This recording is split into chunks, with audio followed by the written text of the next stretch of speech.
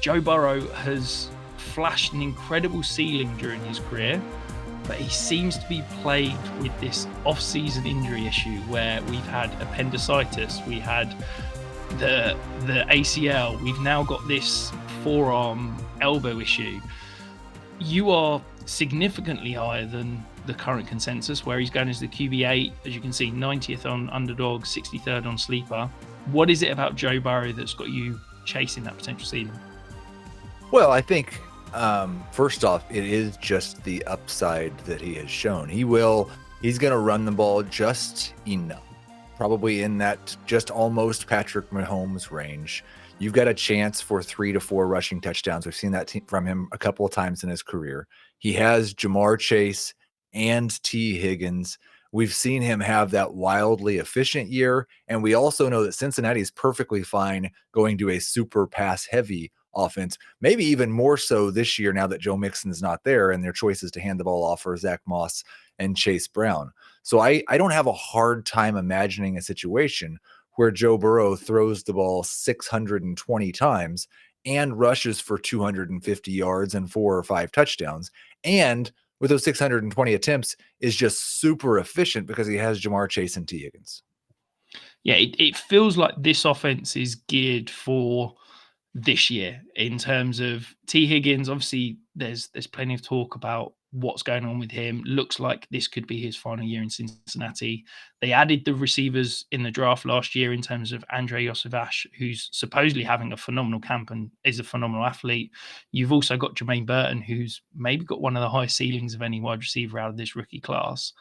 And they've invested in the offensive line. Tom, are you a believer that Joe Burrow could have that truly elite league-winning season despite the QB8 price?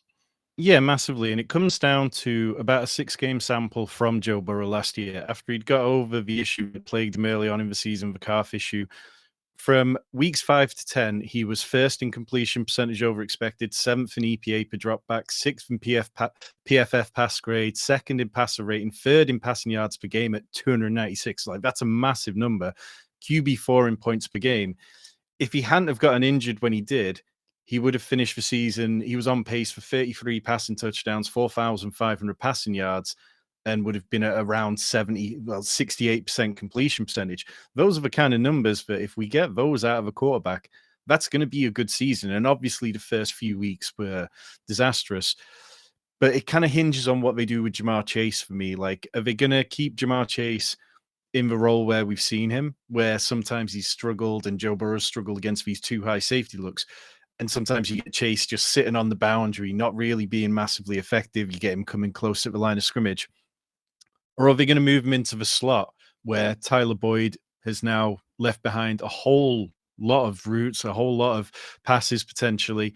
And we know that's something which has been incredibly useful for the likes of CeeDee Lamb and Justin Jefferson. So I think that there's absolutely an MVP season in Joe Burrow. I think the Bengals having an incredibly easy strength of schedule this year is going to help them because we finished 4th in the AFC North last year.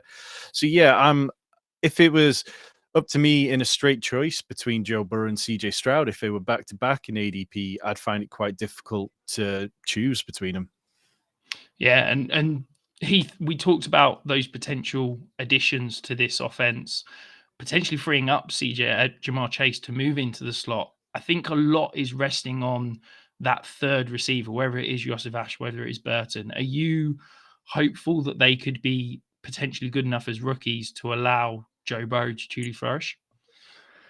Yeah, I'm hopeful they don't matter that much and we can just concentrate the target share. And I agree, let's move Jamar Chase all over the field, get him a 30% target share, and then throw it 20 to 25% of the time to T. Higgins. And then anybody else is going to be so open if you're doing that it's not really, they're not going to have to step up all that much.